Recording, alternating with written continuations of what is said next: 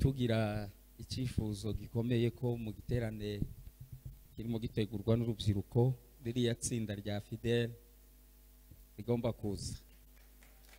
kuza rwose Fidel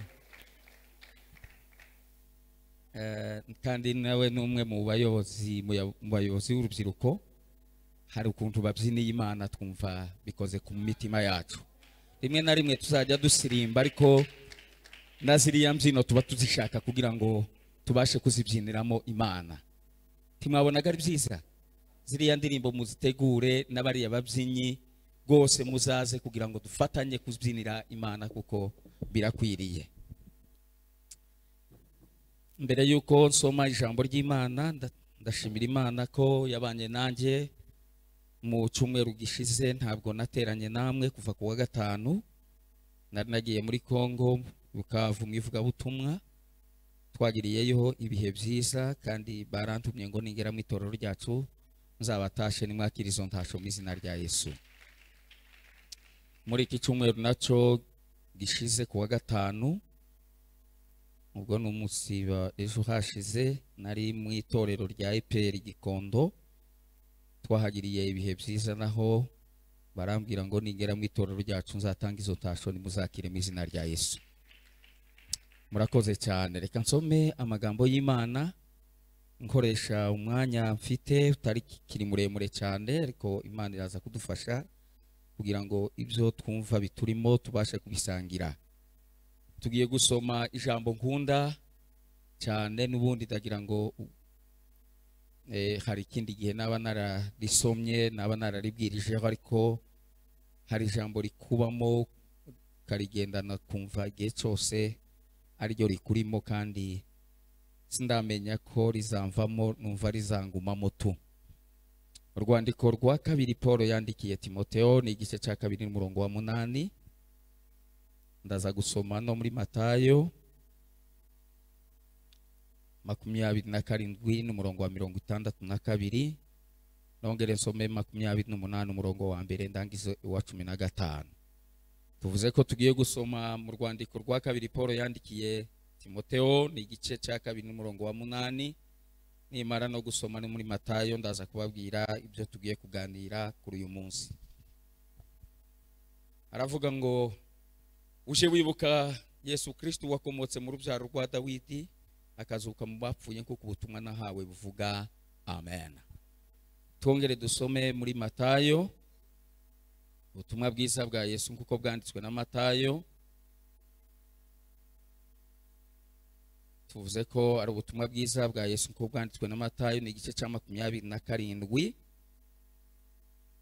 n'umurongo wa 52.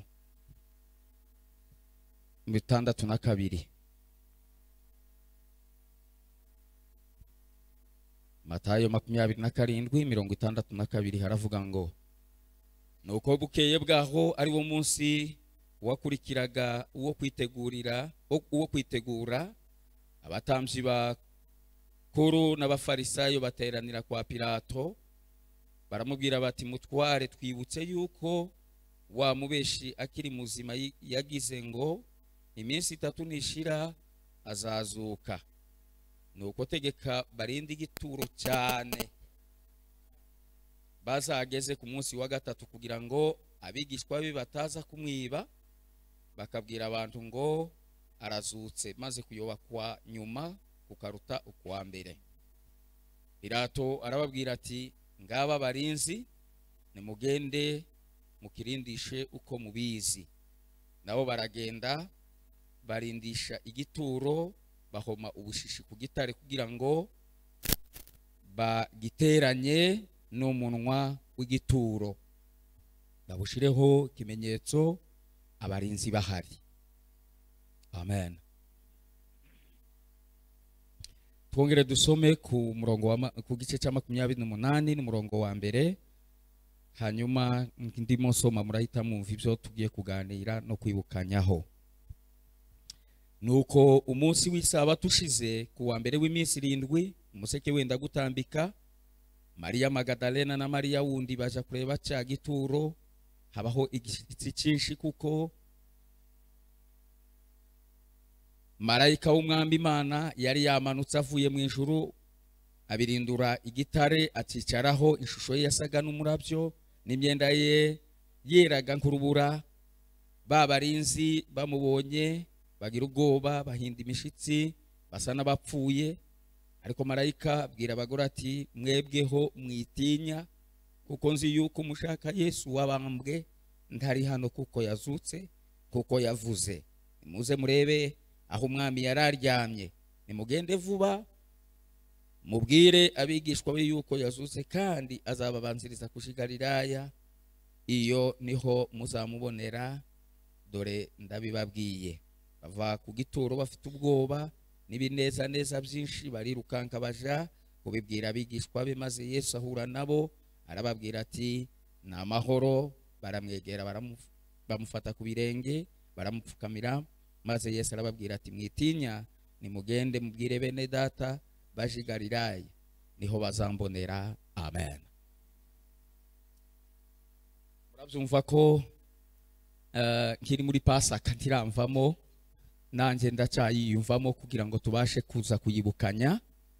Hanyuma dutekereze kuri Yesu, niwe ugomba kuvugwa, niwe ugomba kwamamara, niwe tugomba kuvuga ku manywa, tukamwibuka mu ijoro, tukamwibuka igihe icyo ari cyo cyose. Mu buzima bw'abantu bagira abantu babitse ku mitima yabo, bahora bazirikana, bakavuga ngo ntituzabibagirwa. Rimwe na rimwe ukaba ufite n'amafoto yabo ukanandika ukavuga ngo tuzahora tubibuka, kubera ibyo bagukoreye byiza, kubera umubano wabo mwabanye, ukazahora ubazirikana, ukaza wibuka bariho cyangwa se abapfuye. Baba abapfuye ukabibuka, baba ari n'abakiriho ukabibuka, ukavuga ngo runaka sinshobora kumwibagirwa mu buzima bwanjye kuko nzi neza ko mu buzima hari icyo yamariye. Niba rero abo ubafite, niba ufite uwo uzirikana wibuka, yaba ari mu gihugu cyangwa se ari no mu kindi, ndagira ngo uyu munsi ubutumwa nzanye ni uko hari ubaruta bose. Vuga ngo amen. Ubaruta bose niwe tugiye kuvuga, ari we Yesu Kristo, uwo Paul yandikiye Timotheo aramubwira ngo mu buzima bwawe bwose uzajya wibuka Yesu Kristo wakomotse mu rubyaro rwa Dawidi, akazuka mu bapfuye, ngo nkuko ubutumwa nahawe buvuga. Muzajya mutekereza Yesu, mumutekereze ku manywa, mumutekereze nijoro. Hari umuririmbyi wavuze ngo nunabona ko mbyibagiwe, Yesu wanjye uracyafite imbaraga zo kunyibutsa bya byuya wabize ku bwanjye. Uwo ni wo wo kuzirikanwa mu gitondo na nimugoroba. Uzajya wibuka Yesu Kristo wakomotse mu rubyaro rwa Dawidi, akazuka mu bapfuye, kuko ngo ubutumwa nahawe buvuga. Vuga ngo amen. Bwana Yesu asifiwe. Ndegereze ngo muri ubu buryo bwo kumutekereza, muri ubu buryo bwo kumwibuka, tubeka bibukanya ibyo twigeze tuvugira aha, ku babyumvise ndetse n'abatarabyumvise, kuko ari we tuzirikana. Byibuze nubwo tutomwibuka mu bihe byinshi, ariko basi tumwibuke mu bihe bya nyuma, dutekererezanya hamwe namwe mu bihe bye bya nyuma, by'icyumweru cya nyuma cy'ubuzima bwe bwa hano mu isi. Yesu tuvuga twibuka niwe Mana yaremye ibintu byose. Vuga ngo amen. Yaje avukira mu isi, abyarwa n'umugore, kuko Bibiliya ivuga ngo igihe gikwiye kigeze. Vuga ngo amen. Yesu araza avukira mu muntu, abyarwa n'umugore.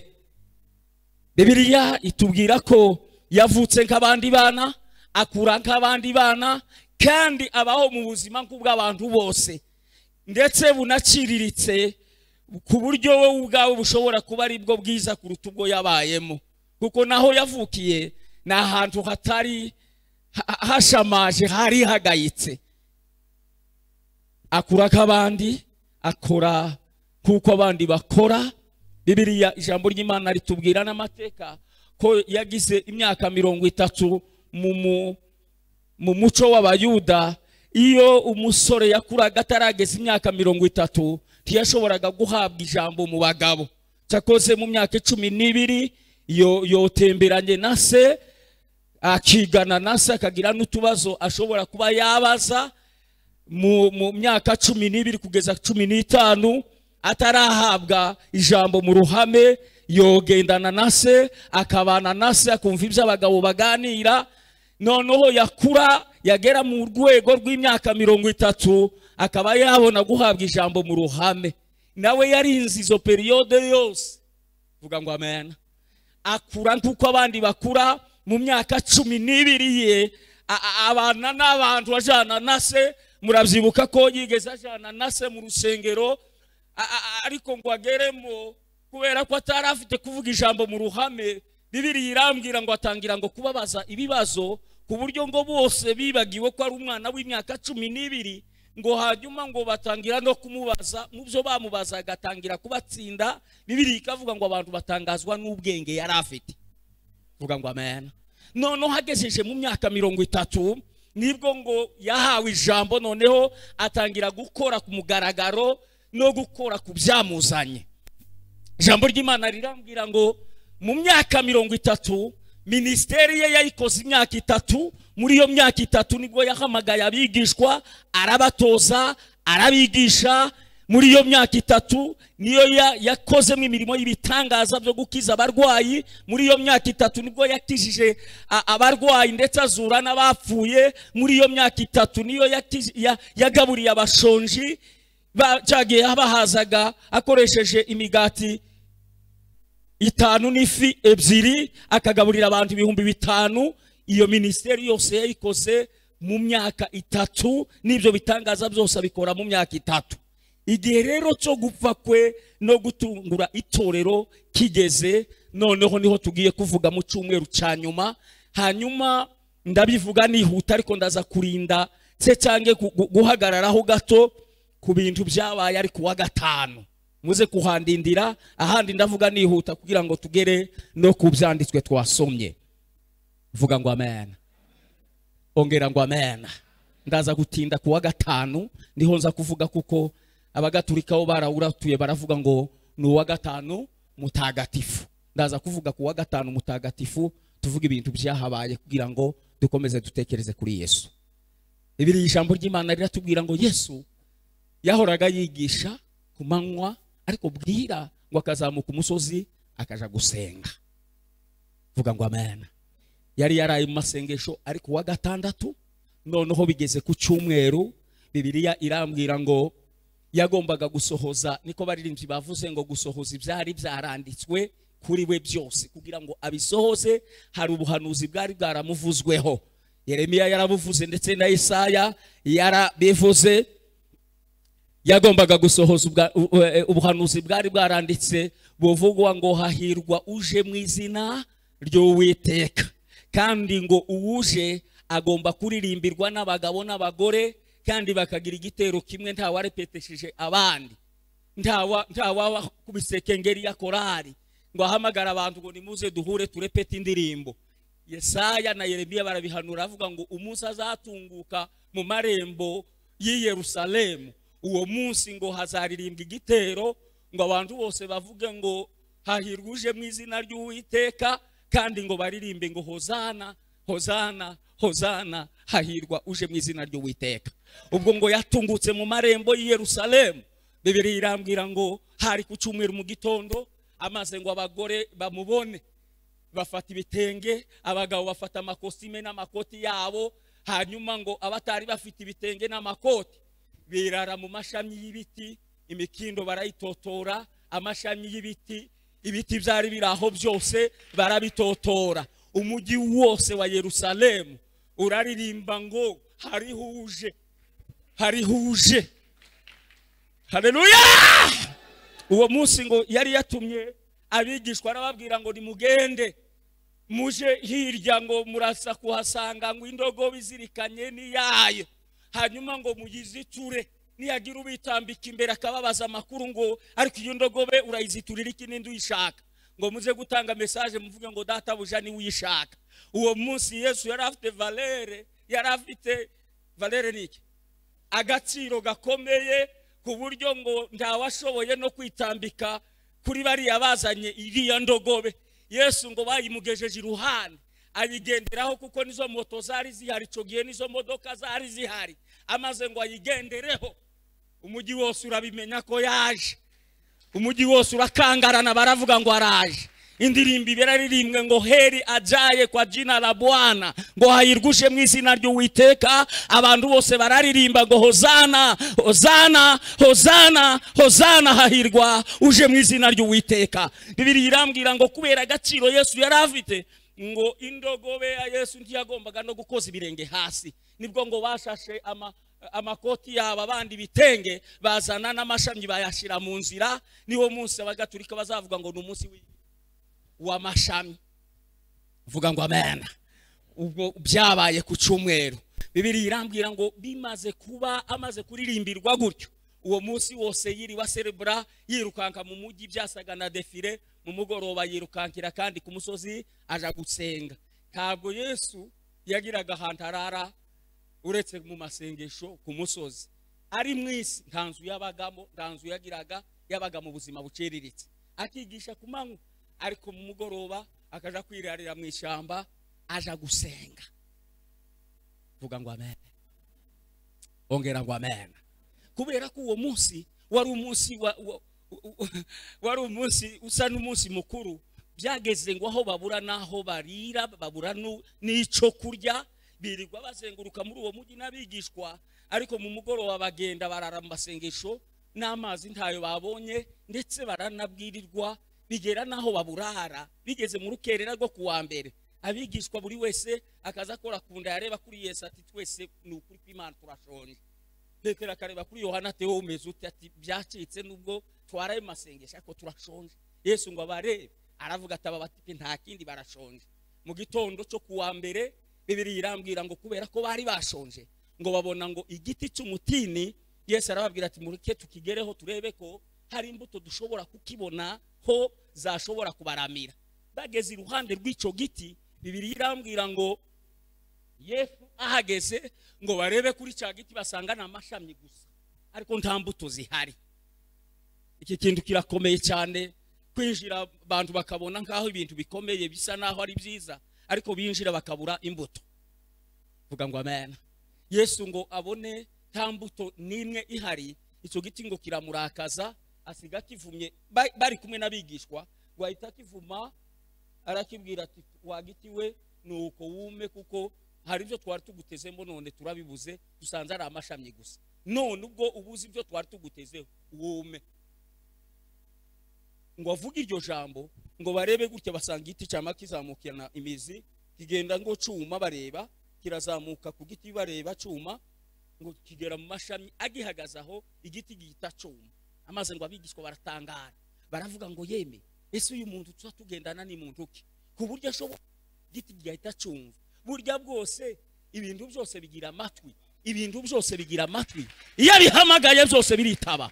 Tuzamura ibiganza duha Imana icyubahiro. Haleluya! Kuri uwo munsi wo ku cyumweru akora n'ikindi kintu cya kabiri, ngo yejeje urusengero. Nabwo yaragiye gusohoza ubuhanuzi bukomeye, kuko ngo yinjiye mu rusengero asanga barugize ubucuruzi, barimo babuvunjiramo ifeza n'izahabu, kandi ngo bateretse ku meza ibintu, inyanya zimwe ziraha, ibitunguru biraha, inoro ziraha n'ibindi bintu, urusengero rwo gusengerwamo. Amaze ngo ikintu yakoze, ngo azinga umugozi. Ntabwo yabakubise, ariko ngo yabonye ngo yinjiyemo, ngo azinga umugozi, bahita bavuga ati uyu mutipe agiye kutukubita. Amaze ngo ikintu yakoze, ahirika ngo imeza z'abavunjayi zari ziraho, arazihirika. Agiye gusohoza ubuhanuzi bumwanditseho, Yeremiya yavuze ngo nzabyubika. Hari ibyo azashaka ko byubama, kandi yashatse bizabyubama. Nimuzamure ibiganza duha Imana icyubahiro. Haleluya! Yeremiya yarabivuze ngo nzabyubika. Yabivuze kangahe yeme? Gatatu. Nzabyubika, nzabyubika, nzanabyubika. So ubwa mbere yubika ibintu. Uribuka wa munsi isanduku y'isezerano bayiraje hamwe na Dagoni, mu ngoro ya Dagoni. Tuzi ko bakinze ngo bamare gukinga Abafilisitiya, babwira Dagoni ati ngaho Dago uburaranye n'Imana ya Isiraheli. Imana ya Isiraheli ngo irebe rya Dagoni, iravuga ati nakabaye nafashwe nkijizwa mu ngoro y'abanebwe, kuko uribwira Dagoni kurara uhagaze, reka basohoke maze nkubike. Hari imbaraga zo kubika. reka basohoke maze nkubike. Barakinze gutya. Imana ya Isiraheli, isanduku y'Imana, yobeka cya kigirwamana cyitwa Dagoni, kiba kirobamye hasi. Afite imbaraga zo kugira ibyo yubura, akagira n'imbaraga zo kugira ibyo yubika. Nimba hari ibyari bihagaze ku buzima bwawe, agiye kubyubika. Iki ni igitondo cyo kubika ibigomba kubama. Iki ni igitondo hari imbaraga zigiye kubika ibintu. Tuzamura ibiganza duha Imana icubahiro. Haleluya! Uwo munsi yeza urusengero, arwirukanamwe abavunjiraga mwinuma n'ibindi byose. Muzi ko abantu baza banaruvunjiramo. Dukeneye imbaraga zize irara ahantu zamara zikishirana bavunjaye. Lebra de nasuke levra. Duha Imana icubahiro. Kuko tuzaduterana gutya n'abavunjaye bakatwinjirana. Twari dukeneye imbaraga zo kwinjira mu bantu, zigakora nk'umukwabo, abantu bakagira icyo bavunja. Duha Imana icubahiro bene data. Haleluya! Bigomba kubama kuko ntibigomba kubana n'Imana yacu. Vuga ngo amen. Tugeze ngo kuwa kabiri, Bibiliya irambwira ngo abatambyi bumvishe ko yavumye igiti kikuma. Abatambyi babonye ukuntu yazinze umugozi, bose bagahunga. Ngo batangira kwibaza ngo ariko ubu bubasha n'izi mbaraga yazikuye he? Bibiliya irambwira ngo uwo munsi wo kuwa kabiri, amen, amen, atsinda abatambyi n'abayuda n'abakuru b'idini kubera ibibazo bari bamubajije, arabatsinda. Yatsinze abasadukayo, atsinda n'abafarisayo. Vuga ngo amen. Arabatsinda. Kuri uwo munsi wo kuwa kabiri, ari kumwe n'abigishwa, nibwo ngo umugore yamenye amakuru ya Yesu. Aravuga ngo ngomba kumutura ituro ridasanzwe. Ibyo yari afite by'agaciro, Bibiliya iravuga ngo yari afite ngo amavuta y'igiciro. Aza yayahishe kuko yari azi ko mu iteraniro hariho abantu bafite ishari, badashobora no kwemera ko ari amavuta ayamusukaho. Aza yayahishe, acunga Petero, acunga Yuda, nagica Yuda nawe ngo yari yicaye muri abo.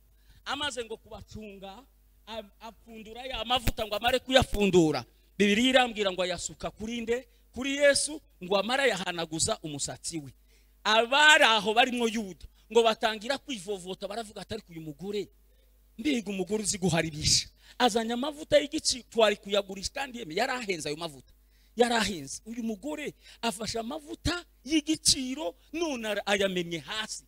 Ibintu uyu mugore akoze, aya mavuta twari kuyagurisha tugafasha imfubyi, tugafasha abavakazi. Yesu aravuga ngo mwabantu mureke gutera uyu mugore gahinda, kuko imfubyi mubana nazo n'abavakazi mubana nabo. Atari ko ndababwira ibintu uyu mugore arimo akora, karahanura, agahanurira umubiri wanje bigiye kubaho. Amaze avuga ijambo, aravuga ngo ndababwira ukuri aho ubutumwa bwiza buzavugirwa, ngo ibikorwa uyu mugore akoze bizahora byibukwa, bizahora bivuga. Nimuzamure ibiganza twibuka uwo mugore mu izina rya Yesu.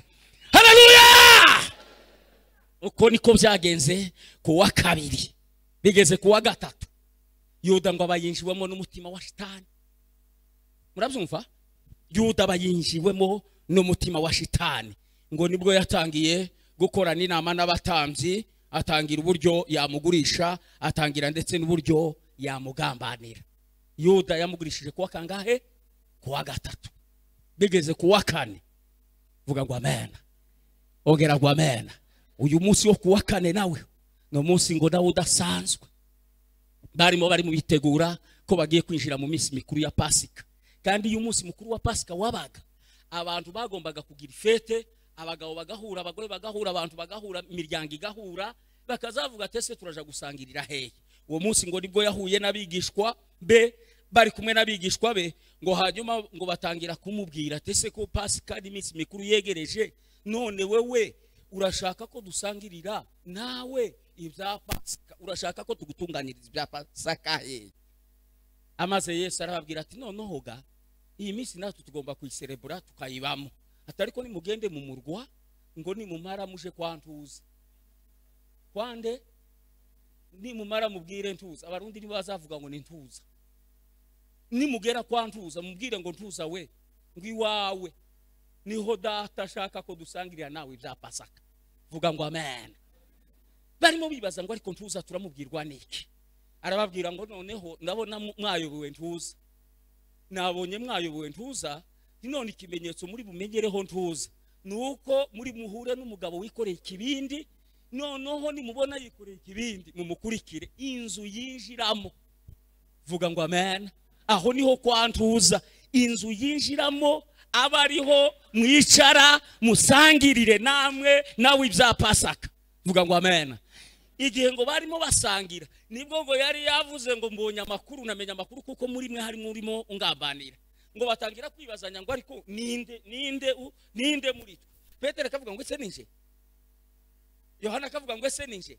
Yesu atari ko muraza kumumenya, ati kugira ngo mumumenye nimubona nshoye ukuboko ngiye kumanyura mukabona uwo duhurijeho mu isahani cyange mu mbehe, uwo niwe uzaba ari mangambanire. Sinzi amenya amatwi ya Yuda aho yari yagiye, ananirwa no kumucunga. Yesu ngo amanura ukuboko gutya, yari anafite n'indambi Yuda abashoyemo, abarafashwe ati ngoyo gisharamenyekanye urimo ngambanira, n'uyu niwe turi kumwe. Turi kumwe bene data. Ibyo byabaye kuwa kangahe? Kuwa kane. Kuri uwo munsi wa kuwa kane. Vuga ngo amen. Hari kindi cyabaye. Bibiri irambwira ngo niwo munsi yakomeje abigishwa be. Abona imiba barigiye kumubaho, abona bababaye. Ku gice cya Yohana igice cya 14 nibwo yavuze ngo timuhagarike imitima yanyu, ngo mwizere Imana, amaze ngo naje munyizere, ngo mu rugo rwa data harimo amazu menshi, ngo yabatarahari mbambi babwiye atari kubwo ngiye kubategurira hanyu, umunsi umwe zagaruka kubajyana iwanje, ngo aho ndi namwe abariho muzaba. Haleluya! Uwo munsi akomeza abigishwa be. Kuwa kangahe? Kuwa kane. Kuri uwo munsi wo kuwa kane hari ikindi kintu cyabaye, ngo niwo munsi ngo yari mu masengesho asengana umwabara ku gashamba kahe k'Getsemani. Bibiri irambwira ngo yari yabwiye abigishwa, arababwira ngo nimuye musigaye hato gato, ngo abasiga nkaho umuntu yatera iki ibuye. Amaze ngo arasenga, icyo gihe ngo nibwo ngo yazagira atya icyuya cy'amazi kikaza, yagira atya amaraso nayo akaza, yaza asengana umwabaro hehe iGetsemani. Hari muri ibyo wavuze ngo wa mwanya mu Getsemani sina wibagirwa, ubwo wabiragibyuya bisa n'amaraso, ubwo wabiragibyuya bisa n'amaraso, sinibagirwa makuba wabonye ko bwanjye, wunamye n'umubabaro w'Igetsemani, nubona ko byibagiwe Yesu zanyibutse byabyuya byawe wabize kubwanje. Haleluya! Haleluya! Bibiri irambwira ngo yasanze ngo abigishwa basinziriye, arababwira ngo yeme ntimubasha kubana amaso nanjye isaha imwe. Arababwira ngo nimube maso musenge kugira ngo mutaja mu mosha. Ngo asubira arareba, ngo abona ngo bagondamiwe basinziriye, ngo arababwira ngo mbonye umutima ubikunze ariko umubiri wo wananiwe. Vuga ngo amen. Ongera ngo amen. Ongera ngo amen. Mu mugoroba wo kuri uwo munsi wo kuwa kane nibwo ngo abayuda n'abatambyi babwiye Yuda Iskariyoti ati tugende gatuje kumufata kuko wamugurishije kashe waziriye, none tugende. Vuga ngo amen. Tuje kumufata utuyobore kuko ni wowe umuzi. Bakazabwira Yuda atariko ko tugiye kumufata kandi kubera ko bariya bagendanye nawe bajya basitwebwe ntitworoha tumumenya ntitumuzi biragenda gute kugira ngo tumumenye. Yuda arababwira ati nta kibazo mwebwe tugende gusa nimubona mwebwe munkurikira turaja kumusanganira gutya uwo mubona ndi busome uwo nguwo bari we mufata. Ariko Yuda agiye gusoma no kumuhobera nk'umufitiye urukumbuzi n'urukundo kandi ari we wagiye kumugambanira. ba Yuda simvuze nka wa muziki ngo ba Yuda tubana nabo ariko barahaba ashobora kuguhobera ariko agufitiye n'undi mutima. ba Yuda barahaba. Aravuga ngo uwo ndi busome nuko abari we mufata. Uwo munsi kuwa kane mwarambiwe seme babwira kandi twabaye kuwa kane Yuda ayoboye igitero ngo ahita ahobera Yesu aramusoma. Hanyuma ngo uwo munsi wo kuwa kane amusomye ngo baja kumufata. Igihe bagiye ngo kumufata Petero aravuga ati njewe ahangaho bigeze namaze kumenya umutima wa Yuda kandi sindi bumwihanganire ngiye kurwana noneho nkoreshe umubiri. Icyo yagiye gukoresha Petero naratangaye. Yesu azabana n'abantu mu masengesho azi ko hari inkota bazabagendana. Inkota Petero yaravuze ati ahangaha ntabwo noneho ndi bubishire mu mwuka ngiye kurwana mu buryo bwo mu mubiri. Akuyemo inkota muri ba basirikare bafashe Yesu abakubisemo umwe amutemye ugutwi kuguye hasi. Yesu atari ko Petero we iyi minsi yose tuza tugendana uko iyo nkota nyabuneka wafashe iyo nkota yawe ukayisubiza mu rwobati uragira ngo wondwanirira uko mu ijuru nohamagara Giyoni imwe gusa nohamagara mu ijuru bano basirikare bo basiribanga. Yuda urisa umwanya wo kurwanisha umubiri ni ibintu byo mu mwuka. Icyo nkundira Yesu kuriya gutwi nako aragutora niba kwari kwaguye mu ivumbi ntumbaze abaragutoye ati yakirire aguhoma kwa wa musirikare. Ibyo byabaye kuwa kane abantu baratangara baravuga ati ye uyu mugabo nubwo ariko muzi ko afite imbaraga zo gukiza muzi ko bamufashe vuga ngo amen. Mu mwanya muto basa nabaguye igihumura. Dukomere Yesu amashimwe izina rya Yesu. Bwana Yesu asifiwe. Bwana Yesu asifiwe. Bibiri irambwira ngo bigeze mu ijoro ryo kuwa kane nibwo ngo bamujyanye noneho bamushira hehe mu rukiko. Iryo joro hari ibintu byabaye mu ijoro ryo kuwa kane. Vuga ngo amen. Ni ijoro ry'umubabaro, ni ijoro rikomeye, ni ijoro ryo gucunaguzwa kwa Yesu kandi igihe bamushize mu rukiko. Mwibuke ko Petero yari yavuze ngo abandi bose bokureka njewe tuzabana tugendane nawe. Yesu aramubwira ati rino joroga uranyihakana inkoko ntiri buje kubike wowe uzaba umaze kubikora kangahe? Gatatu. Naratangaye Petero ni igitangaza. Bibiri irambwira ngo aho bari bashize Yesu mu rukiko iyo munsi banza byasaga n'iri joro ryakeye. Iri joro hagwa imvura nyinshi ngo hari habaye imbeho nyinshi ku buryo abantu ngo barimo bacana umuriro kugira ngo bote. Petero nawe avuye aho yarari aragiye yegereye kuko yari matitira yegereye abantu akomeza kota arimo yota. Umugore umwe baramubonye aravuga ati mbonye ukuntu nyombo kugenda ngo ndebe ukuntu wicaye ni ukuri kw'Imana uri umwe muri babandi. Petero atari ku mugore niki cabaye viruhande ntabwo ari iki abaramwihakanye ariko aravuga ati aha hantu bamvumbuye reka nigendere ku wundi muriro. Ava ku muriro wa mbere agiye kuwa kabiri. Igihe atangiye kumutsa ibirenge n'intoki gutya undi mugore nawe asohotse mu yindi nzu araza aravuga ati hariya nabonye bakuvumbuye nanjye n'ukuri kw'Imana nakomeje gukukurikiza ijisho nabonye neza ari wowe. Haleluya.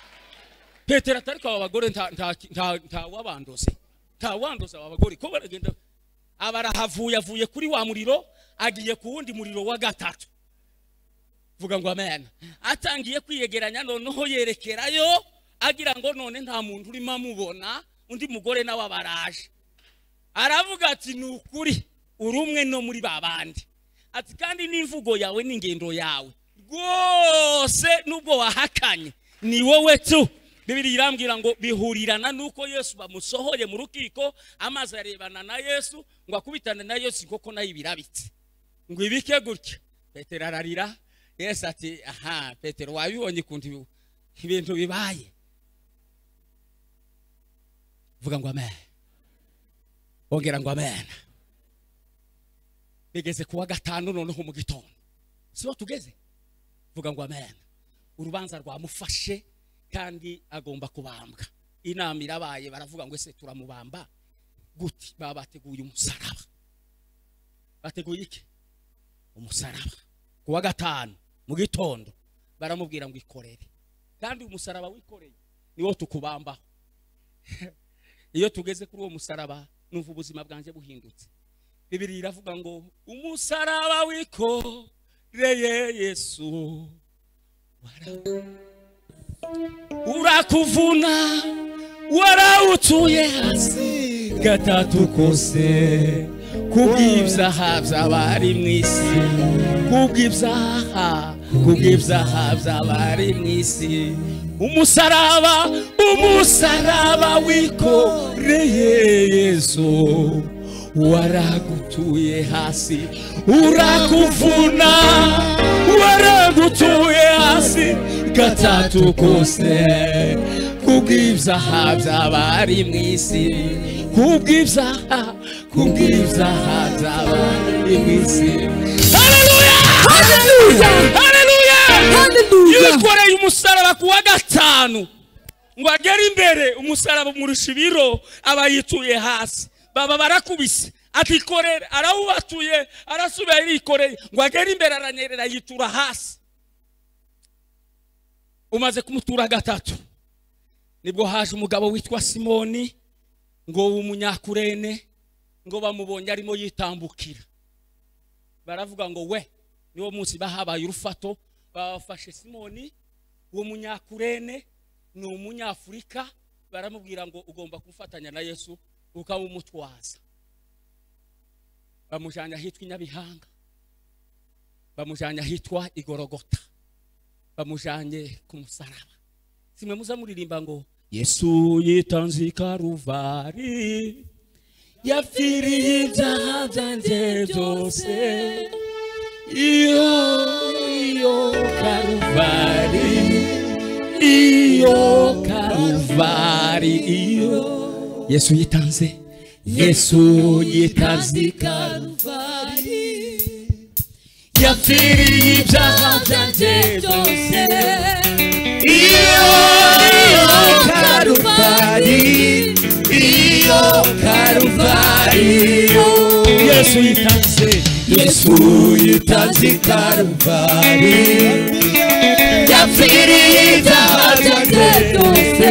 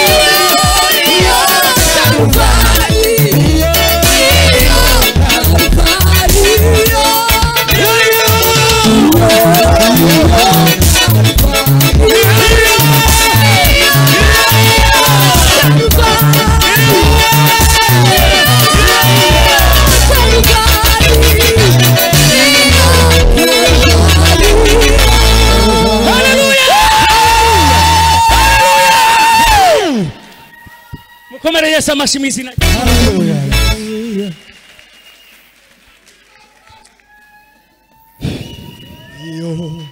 Iyo Karuvari, iyo Karuvari, iyo Karuvari,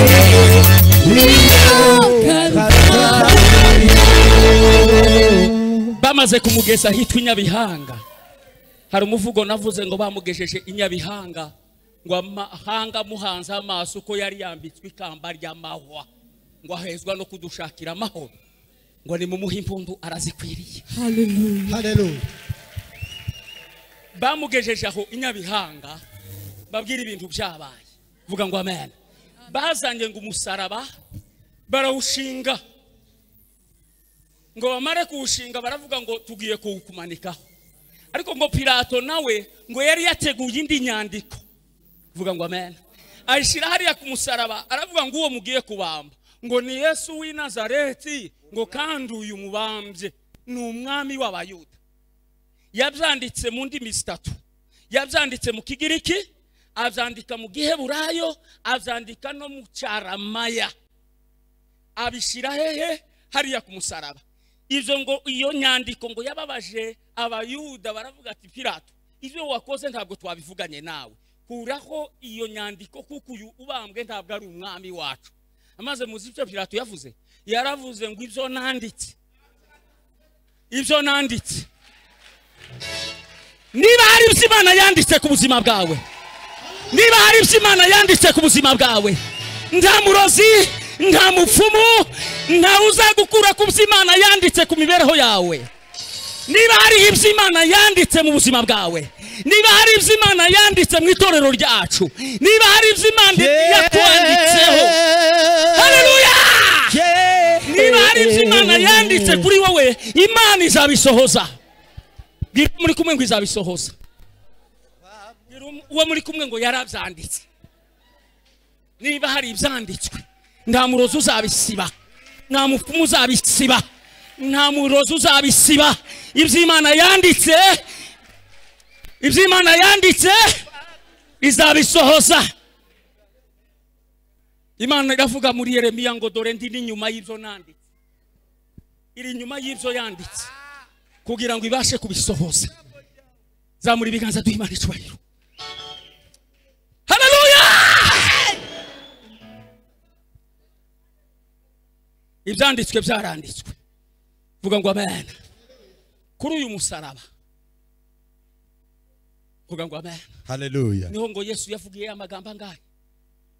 Ku musaraba mwiza utabonera ni umurabonera urwandiko rw'ijuru rutarugitorero rwitorero ku musaraba mwiza ni umuntu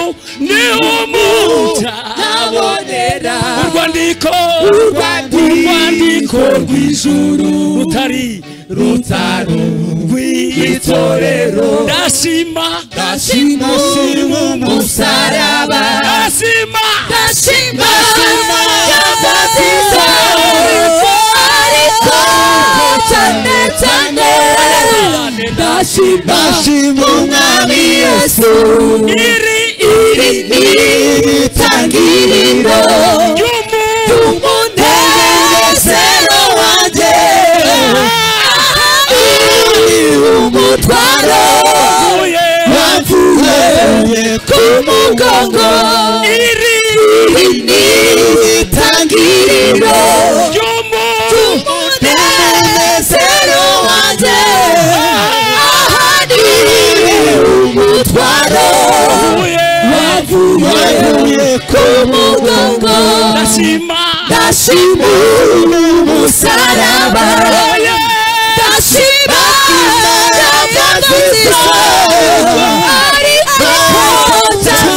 cyane ndashima umwami Yesu. Itangiriro ry'umunezero wacu. Hallelujah. Itangiriro ry'ibyishimo byacu. Bwira muri kumwe ngo ndi ku musaraba. Hallelujah. Vuga ngo amen. Ongera ngo amen. Amen. Mukomere Yesu amashyi mu izina rya Yesu. Hallelujah. Itangiriro ry'ibyishimo byacu ni yeheyeme ni ku musaraba. Bwana Yesu asifiwe. Hallelujah. Bwana Yesu asifiwe. Hallelujah. Vuga ngo amen. Hallelujah. Hariya ku musaraba kuri uriya munsi wo kuwa gatanu niwo munsi ngo twatangiriye ibyishimo by'umunezero wacu niho byatangiriye. Amen. amen. Hallelujah. Hallelujah. Itangiriro ry'ibyishimo byacu ni kuri uriya munsi wo kuwa gatanu i Karuvali, hehe yeme ku musaraba. Ndaje mbibutse ibintu byabaye. Turacyari kumwe bene da, mukomere Yesu amashyi mu izina rya Yesu.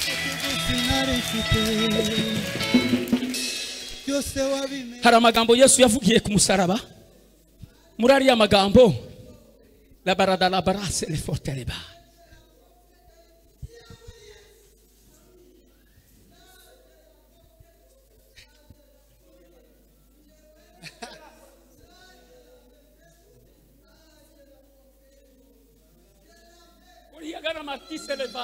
Wanyikoreye y'umusaraba Mana we nangere kamusinarifire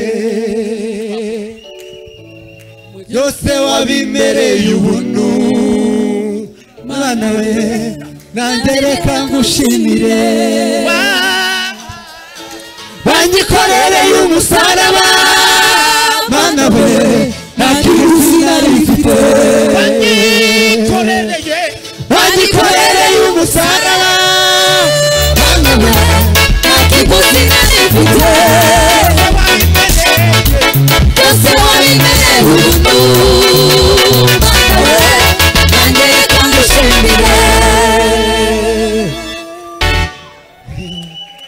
Iyo Karuvali Iyo Karuvali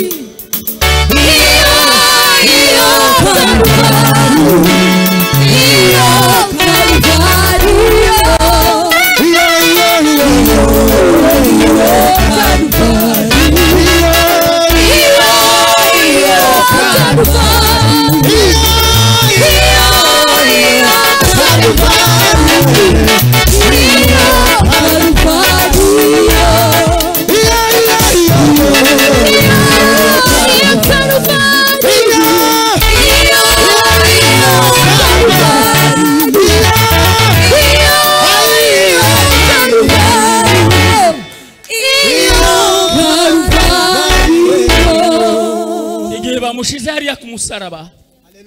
Hari ikindi kintu cyabariye hariya ku musaraba.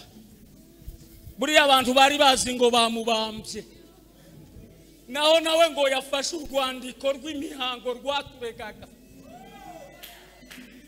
kandi ibirego byari biri kuri urwo rwandiko byari byanditsweho ko tugomba gucirwaho iteka bitewe n'ibyaha twakoreye muri Adamu. Noneho ku musaraba aho bamushize, nawe ngo niho yafatiye rwa rwandiko rw'imihango rwaturegaga. Uri kumwe bene data? Noneho ngo rushira ku musaraba, barimo barakubita imisumari, bazi ko barimo bahana Yesu, naho barimo barahanira ibyaha byacu muri Yesu. Naho niho arimo akubitira rwa rwandiko rw'imihango rwaturegaga akarubambisha ku musaraba. Paulo yaravuze ngo utarugeze kumenya icyaha, Imana yamuhinduye icyaha. Utarigeze kumenya icyaha, utarigeze kumenya icyaha, utarigeze kumenya icyaha, Imana yamugize icyaha. Ku musaraba niho arimo akubitira ibyaha byacu. Vuga ngo amen. Ongera ngo amen. Hallelujah. Mu magambo Yesu yavugiye ku musaraba hari ijambo yavuze ngo birarangiye. Vuga ngo amen. Hallelujah. Iri jambo mu Kigiriki babyita ngo ni tetelestai. Tetelestai. Iryo jambo tetelestai, tetelestai risobanurwa gute? Iri jambo abayuda barikoreshaga cyangwa abagiriki barikoreshaga kuko ni jambo ryo mu Kigiriki. Ngo iyo umuntu yazamukaga umusozi, atangiye kuzamuka iki umusozi, iyo yawurengaga akicara ku hari yawuzamutse yageze mu mpinga neza yawugezeho, ngo iyo kukanunga hariya hejuru, iyo ngo yicaraga ngo yariruhutsaga akavuga ngo tetelestai, tetelestai. Iyo tetelestai yasobanurwaga ko ari ugutangira igikorwa ukakirangiza neza. Vuga ngo amen. Hallelujah. Ongera ngo amen. Hallelujah. Iri jambo abagiriki barikoreshaga iyo ngo bafataga kredi, umuntu yafashe kredi, murabyumva, yapotetse inzu yiwe akavuga ngo mumpa amafaranga nzabishyura, noneho bagafata ibyangombwa by'ubutaka bwiwe cyangwa by'inzu yiwe yapotetse, noneho bakabibika hariya muri banki, umuntu akazakomeza yishura. Ngiyo yarangizaga kwishura umwenda wose, sibyo, bakamusubiza bya byangombwa, yariruhutsaga akavuga ngo tetelestai, bivuga ngo ndangije kwishura imyenda yose yanyishuriye, imyenda yose yambabariye ibyaha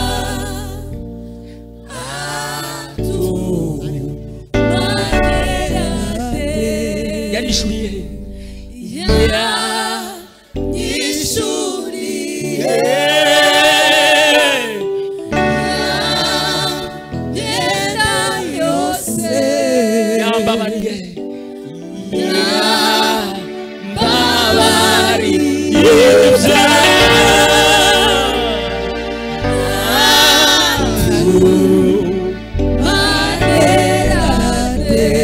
muzamuri ibiganza by'Imana icyubahiro.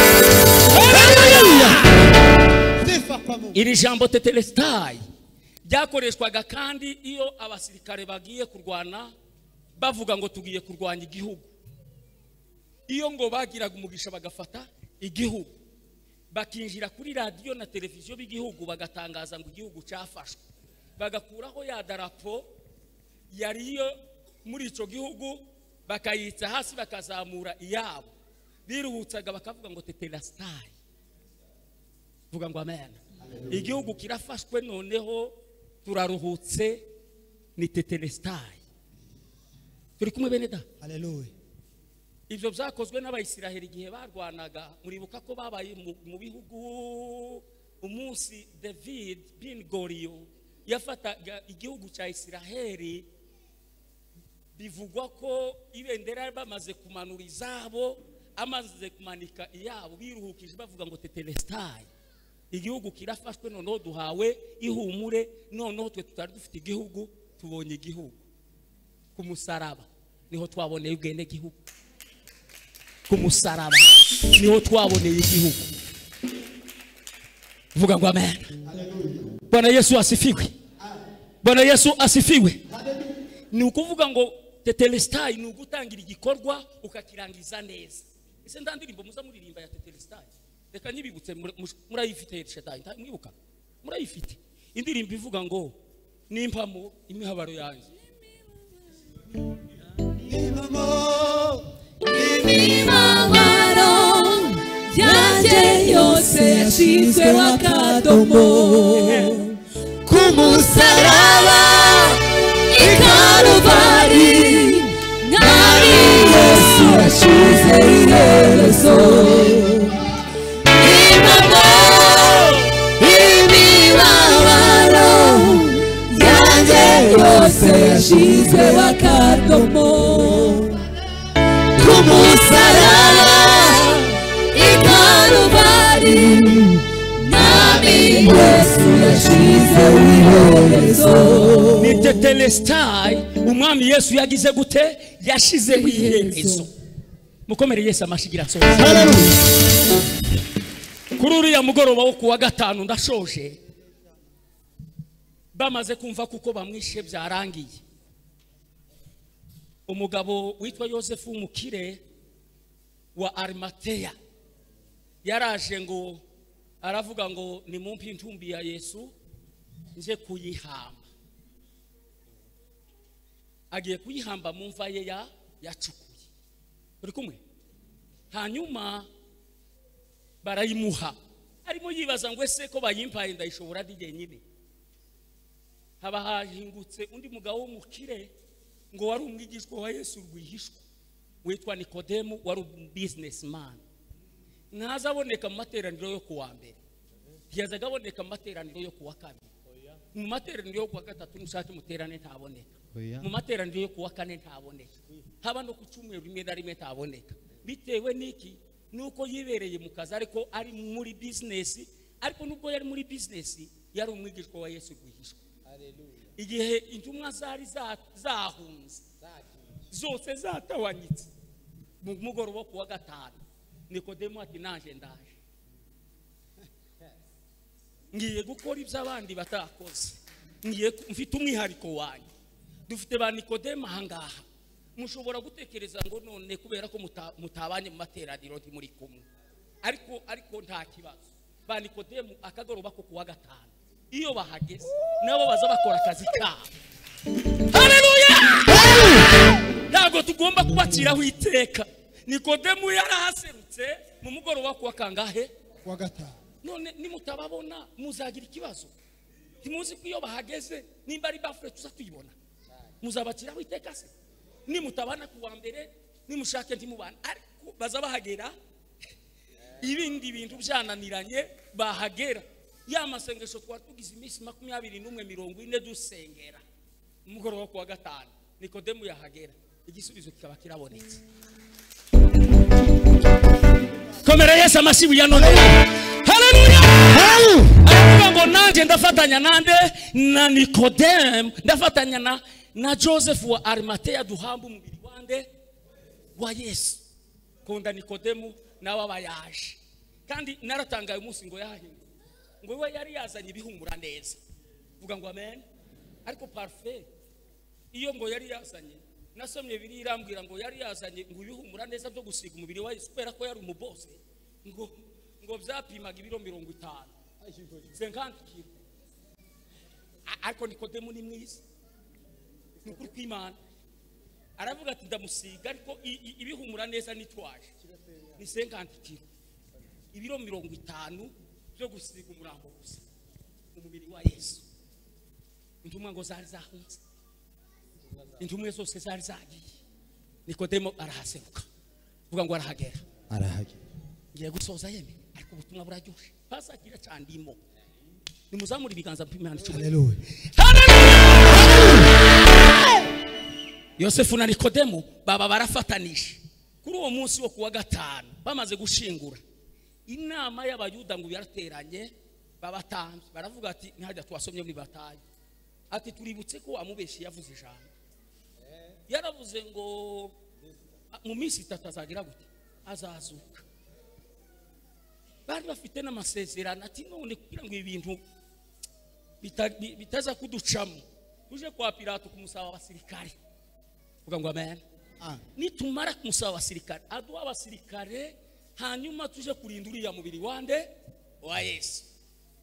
Baragiye muri uwo mugoroba kuwa gatanu, niwo munsi ngo umugore witwa Maria Magdalene wa undi Yesu yakuyemo abadayimoni 7. Murabyibuka?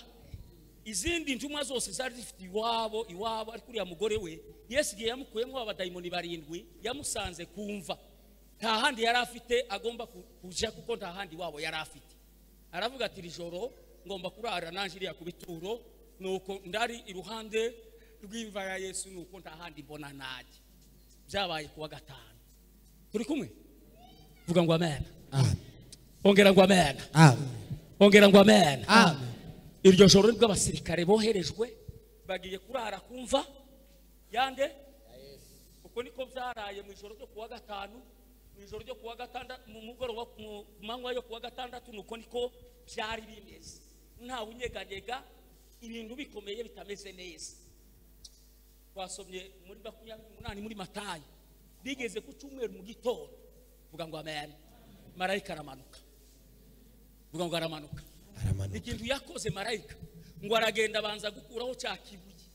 Ndamahize yaravuze ngo ikibuye bagushizeho nibo bonyine bazacikuriraho. Vuga ngo amen. Hari imbaraga zigomba gukuraho ibibuye bagushizeho. Ikibuye bakugeretseho hari imbaraga zigiye kumanuka. Haleluya! Ngo zikureho ikibuye cyose bakugeretseho. Marayika ngo arishuka akariviringisha lile jiwe likawa kama vile changarau. Akuraho ikibuye aragisunika, ngo amare kugisunika, ngo acicaraho, ngo amare kucicaraho. Vuga ngo amen. Abagore nabo ngo bakoze inama muri iryo joro ryo kuwa gatanu, mu gitondo cyo kubiriwe kuwa gatandatu biriwe bakora inama baravuga ngo tuje gusiga umubiri wande wa Yesu. Barimo wibaza ngo ninde uri budukurireho ririyabuye ko tuhageze. Vuga ngo amen. Marayika ngo barabayigera niko twasomye ngo arababwira ngo mwebweho ngo ndabizi yuko mugiye gushakira umuzima mu bapfuye ntari hano. Hari ikintu kugira ngo marayika atange iyo message kuri bari abagore. Hari cyo ngo yarasize akoreye bari abarinzi. Vuga ngo amen. Yakoze operation ngo ugihe yazukaga babarinzi ngo bikubise hasi basa n'abahwereye. Marayika amaze gusiga bahwereje